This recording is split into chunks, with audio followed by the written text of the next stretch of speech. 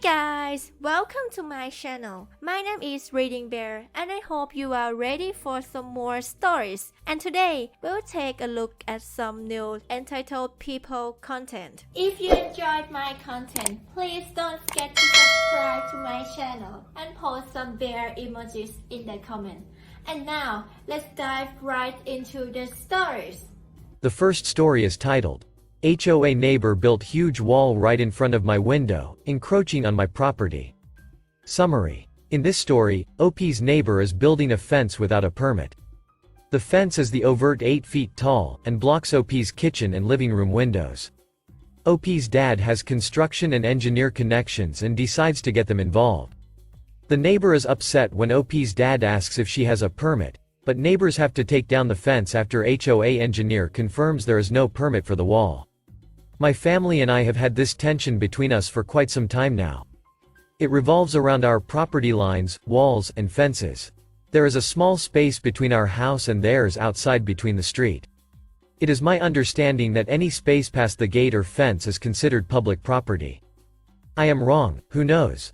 But anyways, my dad built a small wall in this space because our neighbors were complaining that trash from our garbage cans were getting into their lawn. I really do not see how this was possible, unless some raccoons or opossums were digging through the trash cans, which they were known to do in our neighborhood. But regardless, the little wall, it was only about 4 to 4.5 feet, was our solution at maintaining peace. And it actually worked for a couple of years. For 2 years, we heard no complaints about the wall or trash or anything of the sorts. We considered the beef to be done and over with because things were going so great. Until one day, about 2 years after my dad built the small wall, the neighbors were starting some sort of construction on their house. Obviously, we do not really care if they are remodeling, or starting renovations or add-ons or whatever. But, when they are building an illegal 8-foot wall that blocks our kitchen and living room window, well then, we start to care. Lucky for us, and unluckily for them, my dad was in the construction business, so he knew all of the local and state laws, requirements, permits. You were not allowed to have a fence for 6 feet in our local area unless you had a special permit. Besides this fact, the spot where they put it was right up against the outside of our house where our kitchen and living room window was. Our kitchen and living room were placed side by side, and with the wall being built, it completely blocked our windows. Not just that, but my dad had concerns about how close the wall was being built to our house. With the way it sat, if anything went wrong then it would come crashing back down on our house. This was not only an annoyance, but also a safety hazard. Although we had not had any real problems with these neighbors over the last 2 years, we still knew what kind of people they were, and my dad knew that they did not have a permit for this wall. We never even saw surveyors or contractors at their house prior to this to check anything out, give them the permit. So, one day my dad went over and knocked on their door. The couple's son answered, and after some small talk, my dad asked them if they had a permit. The son does not know, and by this time the mom comes out and asks what's going on. When my dad asks her if they have a permit for the wall they are building, she says, "No, and we do not need one." Sensing the tension rising again, my dad tells her that yes, they do need one. And if she does not get one within a timely manner, he will have to report her to the HOA. He did not say anything else and went on his way.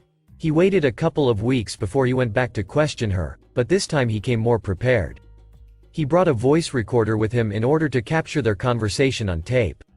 Upon approaching the neighbor's house, he once again asks if they have a permit for the wall. The mom immediately starts flipping out, cursing, and yelling saying that no, they did not need one and paying for a permit was a waste of money. Ma'am, is not paying for a wall, only to have it torn down a waste of money? Anyways, my dad takes the recording to the HOA engineer and lawyers. See, I am not the biggest fan of the HOA, but maybe because my dad had a construction engineer background and had the right connections, they were not so bad to us. So, with this information, my dad sets up a time and day for him and the HOA engineer to go back to the neighbor's house and inspect the wall and other construction going on. My dad knocks on the door and like that last 2 times, asks the mom if she has a permit for the wall. And like the last time, our neighbor starts throwing a fit and tells my dad that no, she does not have a permit for the wall, and she does not need one. My dad just smiles and says, "Great, I have brought the HOA engineer with me. You won't mind if he checks everything out then?" Passive aggressive? Yes. But it ended up working out, because the HOA engineer confirmed that not only was the wall over 6 feet, but that they did not have a permit for it. Of course, the neighbors were pissed. They thought they could get away with it. Just 2 weeks later, there was a crew out at their house removing the fence. According to neighborhood gossip, the neighbors are looking into getting a permit and getting the fence rebuilt. Seems like such a waste of money, and they could have prevented this by getting a permit in the first place. The next story is titled, "Am I the asshole for wanting my husband to start paying more for our housing?" Hi all. For reference, I am 29 female and my husband is 30 male. We've been together since I was 20, and got married when I was 26. When we moved in together when I was 25, we were splitting our rent evenly. I was making $65K and he was making $80K, and we live in a large US city. It didn't really make a huge difference in my budget versus his to split rent 50-50 for $2,600 a month rent. However, things have changed. I got pregnant a few months after we got married, which we were so happy about and wanted. I didn't want to not work, but I wanted to be home with our baby, so I found a full-time remote job in my field of work. The downside is I took a cut to my salary from $65K to $50K. We continued to split rent in our apartment. My husband, between being 26 and 30, has received a number of raises and has switched his job. He is now a senior business analyst, making roughly $195K a year. Since we were having a child, we were going to need a bigger apartment. We found a 3-bedroom for $4,000K per month. He still wanted to split rent evenly, despite my protests, and despite me wanted to try to find a smaller apartment for less. In the end, I sort of let myself get walked over because he really is such a smooth talker and I do love him. Anyway, flash forward 2.5 years, our rent has increased to $440K. My take-home pay monthly after taxes is roughly $360K. I am paying $2.2K monthly in rent. I am also taking care of our baby and our home, doing chores and cooking daily. My husband works from 8 to 6, but typically doesn't get home until 7. I am burnt out. I barely have enough money per month to do things I enjoy. I feel like I am financially struggling while my husband is living a life of luxury. Yes, he does take me out on dates and on vacation, but he doesn't seem to understand that this is not enough for me. I spoke to him 2 days ago very seriously, and when I asked about trying to split rent based on our income and pay an equal percentage of our income so that it is more fair than fully equal. His reaction stunned me. He asked me why having $1.6K extra a month wasn't enough for me. I told him I'm not saving anything. He told me I should spend less on extracurricular activities, which makes me laugh because what extracurricular activities? All I do is work, cook, clean, shop for the house and raise our child. I told him I am basically working 2 full-time jobs at once and I need help. Then he asked me if I am suggesting he pay me for being a mother, and that stunned me. I really had no response to that.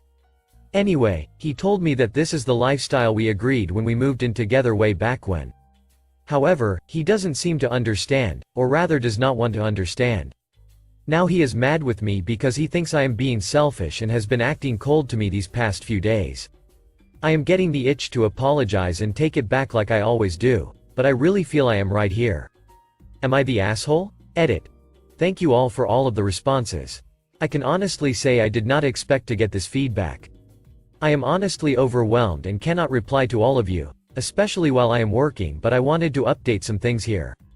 I love my husband with all my heart, and it is heartbreaking for me to read these comments and realize that I am being taken advantage of. I need to figure out the best way to approach this issue and solve it before it gets too far. I want to work this out and the fear of being alone is haunting me. Yes, I did sign a prenup that was overseen by his family attorney. My husband comes from extreme wealth and I was young and stupid and went with it. Head over heels like my mother always said I was. As for his family, we get along great and they love me. It's very confusing because they are such incredibly generous people, and they are family. But they don't know about our financial situation because my husband and I believe that our marriage is private. And I would feel like I was betraying him by telling them. Edit 2. For those talking about the dates and vacations bit that he pays for, I have asked him numerous times to help lighten my financial load instead of going on these trips and dates, and he has refused. He said he can do what he wants with his money, and if he wants to take us on vacation, that is what he will pay for. If I could afford vacation, I would pay. In fact, When we were in a more even financial situation, unmarried, not kids, I paid for almost all of our vacations and dates because I love to treat people. And I can't do that anymore. Edit 3. I also do not have bad spending habits. I worked my way out of my student loan debt in 2 years after graduating. I saved $60K by the time we got married, and I have that all in my retirement, which I am thankful for because I can no longer contribute to it. This has nothing to do with how I spend. I am actually pretty frugal when it comes to shopping, especially since I prefer to keep things cheap for my budget. Update. I sincerely apologize for taking so long to return to Reddit and write an update to this. A lot has happened since. For those who don't know, this post was originally written at the end February of 2020. The world, therefore, after, fell apart. Things were not good with me and my husband at the time of this post. I want to preface this by saying we are still together to this day, and we've welcomed a new child to the world, this time in a much healthier environment. COVID changed a lot for me, along with the intense virality of the last post. Neither my husband or I got laid off of furloughed, and we were and are so thankful, but my husband moved to work from home. That perspective shift changed a lot for him when he saw what I had to deal with day to day. Things I could never properly communicate about how difficult it is to work while raising a child and what I brought to the table that he could never see. Despite his newfound appreciation for me, I still found myself resenting him. It was in June that I finally proposed that we go to couples counseling, after doing my own virtual therapy sessions since March, from which I learned about why I let people step over me based on my childhood and past and how to overcome that. To my surprise, my husband agreed, and so we've been in weekly counseling since, even to this day. It helped him get to the root of his fears and address why he has trouble trusting me financially, which had less to do with me and more to do with what he was brought up believing and had been instilled with. After coming to the point of telling him I wouldn't want to continue building a family or a life with him where he watched me struggle from luxury, with the help of our amazing counselor who guided us, my husband was willing to adjust our lifestyle to be more equal. I'm not saying everything was or is magically perfect. I know people wanted an update where I left my evil husband and took my baby to start a new life, but I did marry this man for a reason. I saw the good, and past this struggle we've had to overcome, he's become the man I knew I'd married. We now have a joint bank account as well, our own on the side. We each put 2/3 RDS of our income into the shared account and get to keep 1/3 road for ourselves. I am in a new job now and making much more money than in the original post, not that this affects the relationship, but so people know my 1/3 road is enough for me to enjoy. It's still a road to recovery, but we have more trust between us and are no longer living a 50-50 lifestyle. Again, I'm sorry for not updating sooner, but the past few years have been a lot for us, and everyone. Thank you all for your support and advice. I promise I wouldn't be sitting here typing this without it. The last story is titled, Aunt shows up at my house, with all her stuff, tells me she's going to be living with me for a while. So, without getting too political, we recently had an election in the USA. My aunt supported one side, while her husband and adult offspring supported the other side. The election did not go the way my aunt wanted it to. Aunt proceeded to flip her shit, breaking things, yelling, and even going as far as to set her daughter's "I voted" sticker on fire. Her husband called the cops. The cops declined to arrest her for anything, but suggested that she find a different place to stay for the night. This happened yesterday, in New Jersey. Fast forward to 2 a.m. today. Here I am sleeping peacefully in my home, with my family, over 500 miles from all that drama. My fence alarm goes off, waking me up.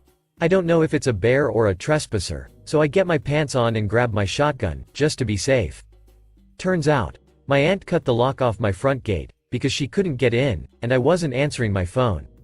Why did she have bolt cutters in her car?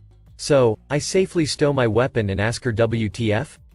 She starts crying and screaming. Mind you, this is at 2 a.m., in a quiet rural community, about how the devil took her family, and they threw her out. And she says that since she has nowhere else to go, I need to let her in, so she can stay in my guest room for a while. I told her, one of my guildies is using that room right now. The room is occupied. This person came from Texas all the way to West Virginia to hang out with me. I'm not gonna toss them out with 30 seconds of notice because my aunt showed up. So, she decides to call the police and tell them that I'm keeping her from entering her home. We're out in the woods, so the cops don't get here quick. 4:41 a.m., the cops show up. I see them talking to her in my driveway. She shows them the bolt cutters and the ruined lock. A few minutes later, the officer knocks on my door. Your tenant claims that. I immediately cut him off and tell him that I do not have a tenant. I own and occupy this structure. I offer to show him the deed. Well, this woman claims. I cut him off again. What's the address on her ID say? At this point, the cop is pissed at me. I can tell. So I try to de-escalate the situation. Look man, she doesn't live here. She has never lived here. That's my aunt. She lives in New Jersey. Please check her ID card. Cop calms down a bit, and lets me know that he will talk to her and then come back. About 10 minutes later, the cops come back to my door. 3 of them this time, not just the one from earlier. One of them had stripes and a rocker on his arm, so I could tell he was important. He asks me if there's any way Aunt can stay here for the night, because she's too drunk to drive, so he can't let her back on the road. This woman just drove from New Jersey to West Virginia drunk. Thank God she didn't kill anyone. I told them that she cannot stay here, but that I'm sure there's room in the local jail. The cop asks me if she can just sleep in her car in my driveway and leave in the morning. I told him, absolutely not. When she wakes up in the morning, I would just have to call them to come get her off my property. So that would solve nothing. I asked them to remove her from my property. Long story short, her car got towed, and she is in the drunk tank, no charges pending, for the night. So much for sleeping tonight. My kids need to be up for school soon. Thank you for listening.